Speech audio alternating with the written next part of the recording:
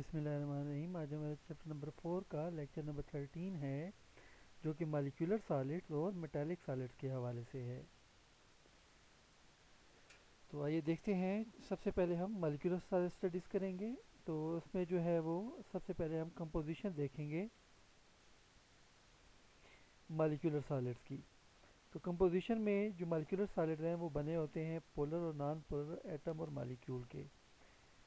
Atom जो हैं वो अगर एटम से बने होंगे तो वो नॉन पोलर एटम होंगे, क्योंकि वो एटम कंबाइन नहीं होंगे। और अगर मालिक्यूल से बने हैं तो मालिक्यूल दो तरह के हो सकते हैं। मालिक्यूल नॉन पोलर भी हो सकते हैं और जो मालिक्यूल हैं वो पोलर भी हो सकते हैं।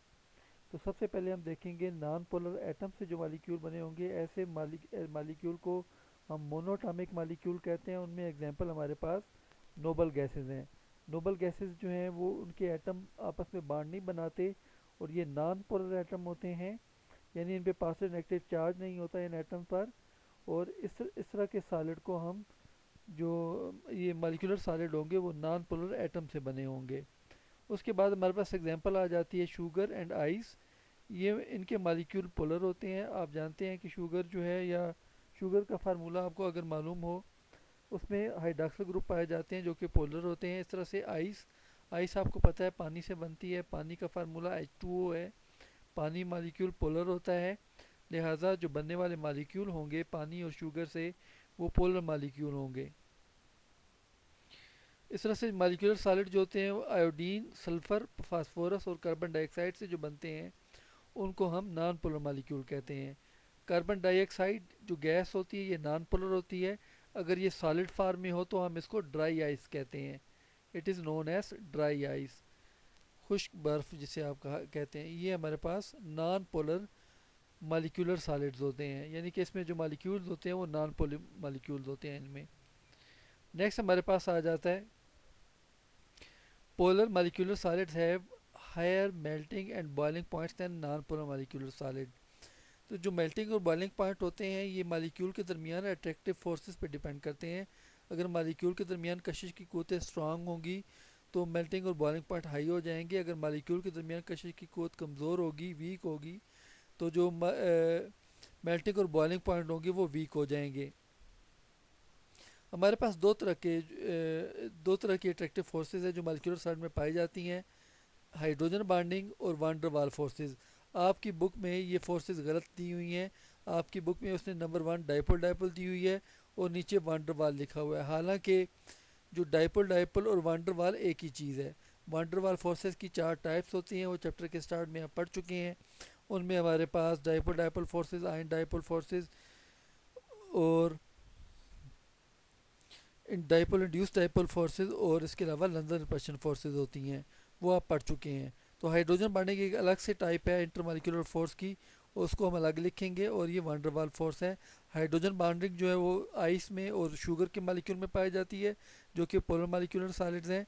इसके अलावा जो वांडरवाल फोर्सेस होती हैं ये पोलर मालिक्यूलर सॉलिड में भी पाई जाती हैं और नॉन पोलर मालिक्यूलर सॉलिड में भी पाई जाती हैं।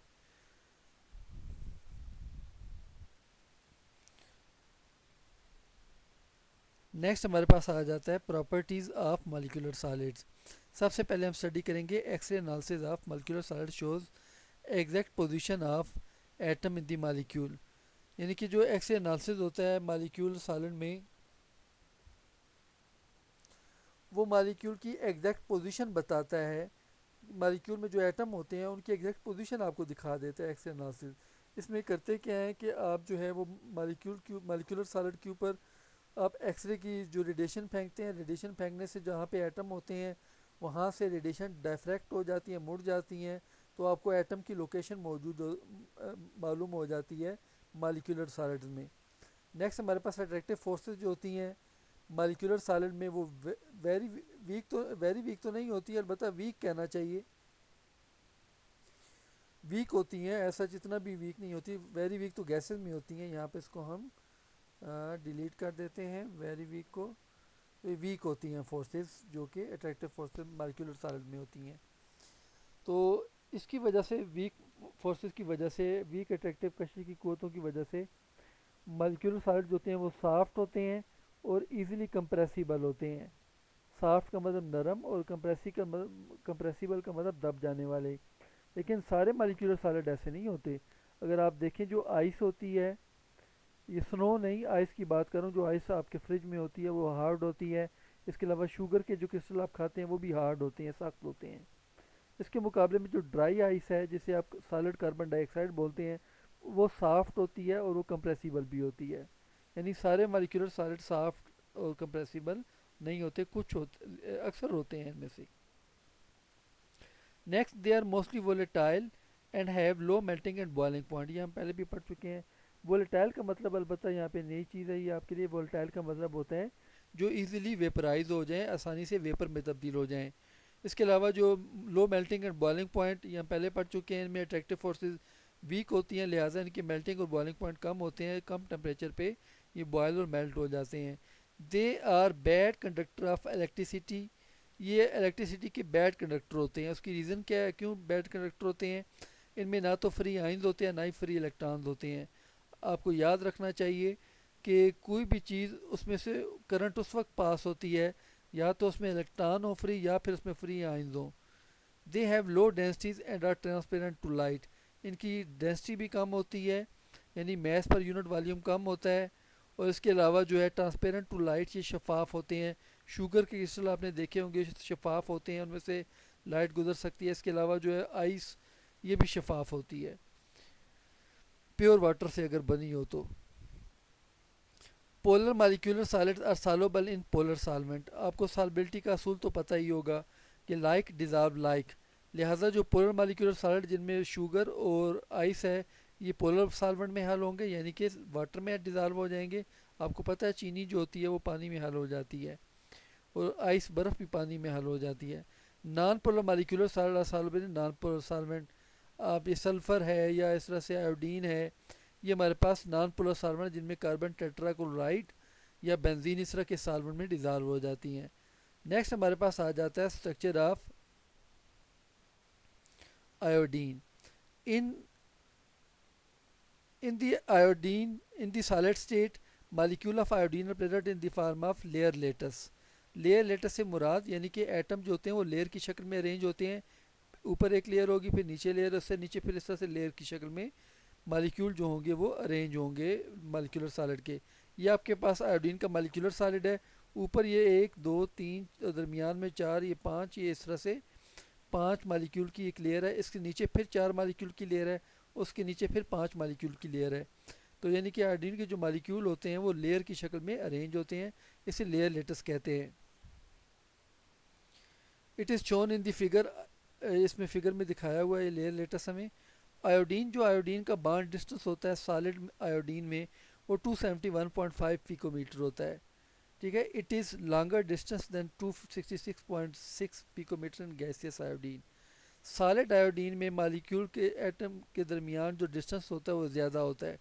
गैशियस आयोडीन में, यानी जो आयोडीन के वेपर होते हैं उनमें आयोडीन एटम के दरमियान जो डिस्टेंस होता है वो हमारे पास कम होता है।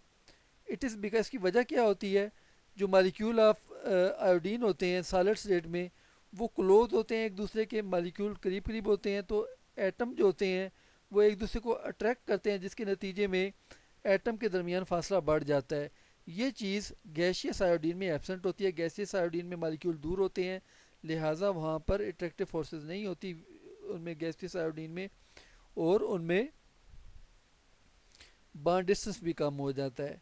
उसके मुकाबले में जो है वो सॉलिड आयोडीन में जो एटम के दरमियान बॉन्ड डिस्टेंस होता है वो ज़्यादा होता है। उसकी वजह क्या है कि एटम एक दूसरे को अट्रैक्ट कर रहे होते हैं, लिहाजा एटम ज़्यादा जगह घेरते हैं। फिर iodine is poor conductor of electricity. आप पहले भी हमने पढ़ा है, करंट तब पास होगी किसी चीज़ में से या तो उसमें फ्री आइंस हो या फ्री इलेक्ट्रॉन हो। तो आयोडीन में ना तो फ्री इलेक्ट्रॉन होते हैं ना ही फ्री आइंस होते हैं, लिहाजा ये पुअर कंडक्टर ऑफ इलेक्ट्रिसिटी, इसमें करंट आसानी से पास नहीं होती। नेक्स्ट आ जाता है हमारे पास मेटालिक सॉलिड। मेटालिक सॉलिड की अगर हम बात करें तो फ्यू थ्योरीज हैं जिससे हम मेटालिक सॉलिड के स्ट्रक्चर को एक्सप्लेन कर सकते हैं और प्रॉपर्टीज़ को भी एक्सप्लेन कर सकते हैं। सबसे पहले जो हम थ्योरी पढ़ेंगे वो है हमारे पास इलेक्ट्रॉन पूल और इलेक्ट्रॉन गैस थ्योरी। ये थ्योरी पेश की थी ड्रूड ने, और बाद में इसको फैलाया, ज़्यादा वाजिया किया, एलेबोरेट किया बाय लॉरेन। लॉरेन ने इसको एलेबोरेट कर दिया था। इस थ्योरी के मुताबिक जो मेटालिक क्रिस्टल होता है उसमें हर एटम अपने वैलेंस शेल के इलेक्ट्रॉन को लूज कर देता है। These valence electron make a pool or a gas. ये जो वैलेंस इलेक्ट्रॉन होते हैं ये पूल या गैस बना देते हैं, यानी वैलेंस इलेक्ट्रॉन मूव करते रहते हैं और पूल या गैस बना देते हैं। The metal cation are held together by electron pool or a gas. Metal के जो कैटाइन होते हैं are held together by electron pool और गैस, यानी कि जो इलेक्ट्रॉन होते हैं वो मेटल के एटम को बाइंड करके रखते हैं, जोड़ कर रखते हैं, उन्हें एटम क्रिस्टल से अलग नहीं होने देते। Metal cation are present in definite position in the metallic crystal. जो मेटल के कैटाइन होते हैं वो डेफिनेट पोजीशन पर होते हैं। ये भी हम देखते हैं भी स्ट्रक्चर में। Valence electron are not attach by any ion और पेयर ऑफ आइन। जो वैलेंस इलेक्ट्रॉन एटम से अलग हो जाते हैं वो उस एटम की मलकियत नहीं होते बल्कि पूरे क्रिस्टल की मलकियत होते हैं। They belong to the entire crystal, पूरे क्रिस्टल की मलकियत होते हैं। These electron move freely from one part to other part of the metallic crystal. ये इलेक्ट्रॉन फ्रीली मूव करते हैं। ये हमारे पास देखिए मेटालिक स्ट्रक्चर आ जाता है। इसमें पॉजिटिव चार्ज वाले मेटालिक कैटाइन है और ये जो ई लिखा हुआ है, नेगेटिव चार्ज लिखा हुआ है, ये फ्री इलेक्ट्रॉन है, वैलेंस इलेक्ट्रॉन है जो इस एटम ने अलग कर दिए हैं। ये हर एटम अपने वैलेंस इलेक्ट्रॉन अलग कर देगा। ये डिपेंड करता है कौन सी मेटल है। बाद मेटल 2 इलेक्ट्रॉन अलग कर देती हैं, बाद 1 इलेक्ट्रॉन अलग करती हैं।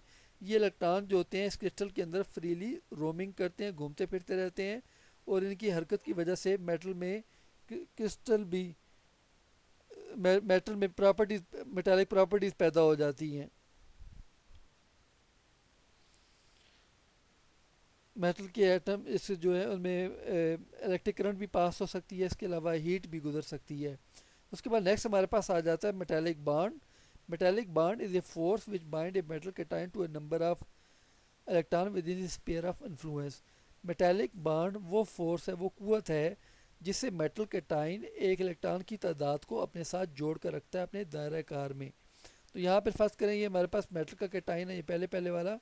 तो इसमें यहाँ इसका एक दायरा असर होगा जहाँ जहाँ तक ये इलेक्ट्रॉन को अट्रैक्ट कर सकता है। अगर इलेक्ट्रॉन उस दायरे से बाहर निकल जाए तो हमारे पास फिर इलेक्ट्रॉन इससे मेटल से बाहर आ जाएगा। तो मेटल का दायरा, ये कैटाइन का जहाँ जहाँ तक दायरा असर होगा उसमें जो इलेक्ट्रॉन ये अपने साथ जोड़ के रखेगा उसको उस कुव्वत के साथ, जिसके साथ ये इलेक्ट्रॉन को अपने साथ जोड़ के रखेगा, उस कुव्वत को हम मेटालिक बॉन्ड कहते हैं।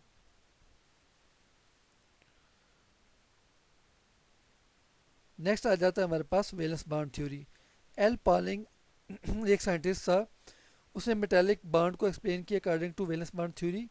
इन this theory metallic bond is considered covalent bond. इस थ्योरी के मुताबिक मेटल का बॉन्ड कोवलेंट बॉन्ड होता है और ये कोवलेंट बॉन्ड जो होते हैं डीलोकलाइज होते हैं, यानी कि अपनी पोजीशन जो है मेटल के क्रिस्टल के अंदर चेंज करते रहते हैं। ये ऊपर देखें, ये 2 लेयर्स, एक लेयर है एटम की, फिर दूसरी लेयर है। इसमें जो बॉन्ड है ये वर्टिकल बॉन्ड है, एक ये वर्टिकल बॉन्ड लगे हुए, देखें वर्टिकल बॉन्ड लगे हुए हैं। ये वर्टिकल बॉन्ड कोवलेंट बॉन्ड है और ये अपनी पोजीशन चेंज कर सकते हैं। ये इधर जो लेफ्ट वाला ये वाला बॉन्ड है ये अपवर्ड शिफ्ट हो जाएगा और राइट वाला नीचे आ जाएगा, यानी कि कुछ भी हो सकता है। ये राइट वाला अपवर्ड मूव कर सकता है, लेफ्ट वाला नीचे आ सकता है। यानी कि ये जो बॉन्ड होंगे अपनी पोजीशन चेंज कर लेंगे। जब बॉन्ड पोजीशन चेंज करेंगे तो वो हॉरिजॉन्टल पोजीशन पे आ जाएंगे इस तरह से। तो ये जो प्रोसेस है जिसमें मेटालिक बॉन्ड जो कोवलेंट बॉन्ड की तरह बिहेव करते हैं और अपनी पोजीशन चेंज कर लेते हैं, ऐसे कोवलेंट बॉन्ड को डीलोकलाइज कोवलेंट बॉन्ड कहा जाता है। यानी जो ऐसे कोवलेंट बॉन्ड जो अपनी पोजीशन चेंज कर लेते हो। नेक्स्ट इसके बाद हम पढ़ेंगे molecular orbital theory. Molecular orbital theory जो इस थ्योरी के मुताबिक completely fill orbital are essentially localise.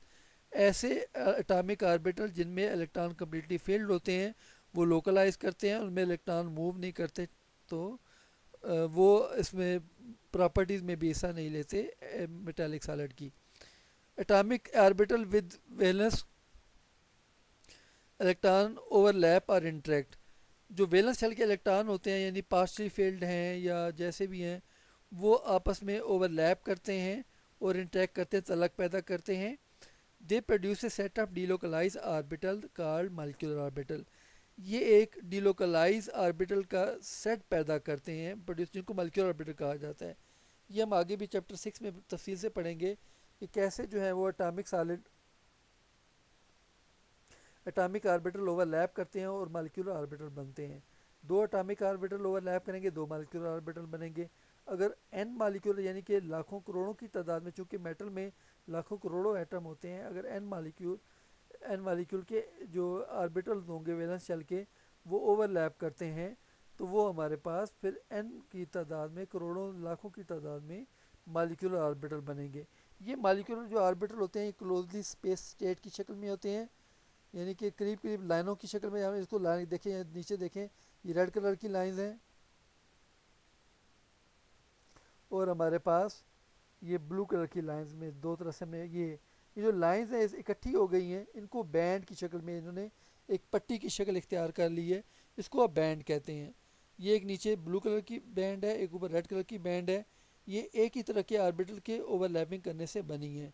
नीचे वाली जो बैंड है ये बॉन्डिंग मॉलिक्यूलर ऑर्बिटल है, ऊपर वाली जो बैंड है ये एंटी बॉन्डिंग मॉलिक्यूलर ऑर्बिटल की बैंड है। इन बैंड के दरमियान आपको गैप भी नज़र आ रहा है, इसको बैंड गैप कहते हैं। क्योंकि इस मेटालिक जो मॉलिक्यूलर ऑर्बिटल थ्योरी में यहाँ पे बैंड का पाई जा रही हैं, इसको बैंड थ्योरी भी कहते हैं। मेटालिक सॉलिड की जब ये हम थ्योरी इस्तेमाल करते हैं, इसमें बैंड की मौजूदगी से इसको बैंड थ्योरी भी कहते हैं। ये जो बैंड गैप होता है बैंड्स के दरमियान,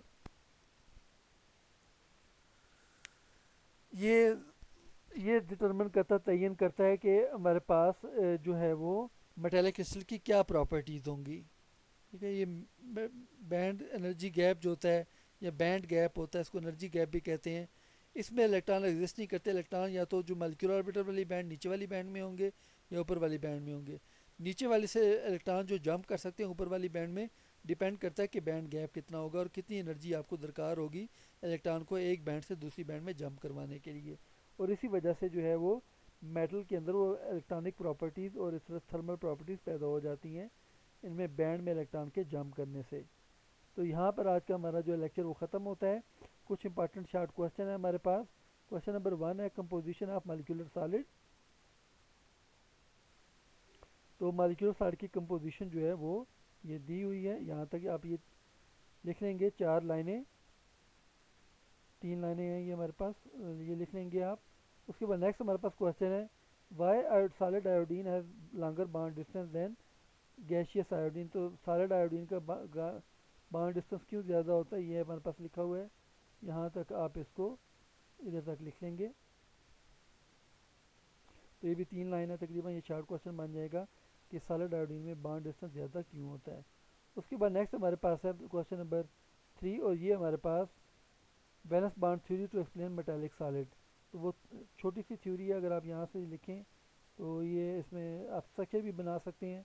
इसमें मेरे ख्याल 2 मिनट लगेंगे सारा कुछ लिखने में, ये 3 लाइनें और ये स्ट्रक्चर बनाने में। आसान सा स्ट्रक्चर है, मुश्किल नहीं है। नेक्स्ट हमारे पास इसमें आ जाता है briefly describe the molecular orbital theory to explain the metallic solid. तो आप इस तरह से मॉलिक्यूलर ऑर्बिटल थ्योरी को भी एक्सप्लेन कर सकते हैं। और यहाँ से आप पहली लाइन को छोड़ दें और ये तकरीबन 4 लाइनें बनती हैं। और ये साथ में डायग्राम, ये भी मुश्किल डायग्राम नहीं है, अगर आप बनाएं तो ये आसान डायग्राम है। तो ये मॉलिक्यूलर सॉलिड थ्योरी है, मॉलिक्यूलर ऑर्बिटल थ्योरी है, जो कि हमें बताती है कि प्रॉपर्टीज़ क्या होंगी मॉलिक्यूलर सॉलिड की। नेक्स्ट इसमें मेरा ये लेक्चर आज का ख़त्म हो गया। Thank you for your participation. For more video please subscribe the channel. Thank you.